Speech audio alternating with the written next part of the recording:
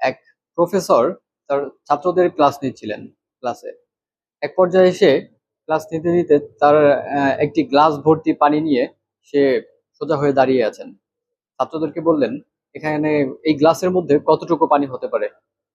তো ছাত্ররা এক এক করে কেউ জবাব দিতে থাকলো 50 গ্রাম, কেউ বললো 100 গ্রাম, কেউ 150 গ্রাম, এরকম বলতে থাকলো। তো স্যার বলল যে এই গ্লাসটার ভিতরে আমি যদি আধা ঘন্টা দাঁড়িয়ে থাকি তাহলে কি হবে? ছাত্ররা বললেন যে না স্যার, তেমন কিছুই হবে না। তো স্যার বললেন যে যদি আমি 1 ঘন্টা দাঁড়িয়ে থাকি তাহলে কি হবে? স্যার বললো তেমন কিছুই হবে। ছাত্ররা বলল তেমন কিছুই হবে না। তো এক পর্যায়ে আবার বলল, স্যার যদি আমি 2 ঘন্টা 3 ঘন্টা দাঁড়িয়ে থাকি?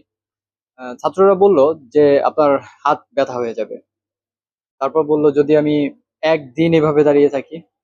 ছাত্ররা সবাই হাসাহাসি করতে লাগলো। বলল যে আপনার হাত অসাড় হয়ে যাবে, এমনকি আপনাকে হসপিটালেও ভর্তি করা লাগতে পারে। তো স্যারের এই কথাগুলো সবাই উত্তর দিল। পরবর্তীতে স্যার জিজ্ঞেস করলো, এই ব্যথাটা যদি আমি কমাতে চাই তাহলে আমাকে কি করতে হবে? তখন ছাত্ররা জবাব দিল যে আপনাকে এই গ্লাসটাকে নিচে রেখে দিতে হবে। স্যার বললেন, এক্স্যাক্টলি, এই ব্যথাটা যদি আমি কমাতে চাই তাহলে আমাকে এই গ্লাসটাকে নিচে রেখে দিতে হবে।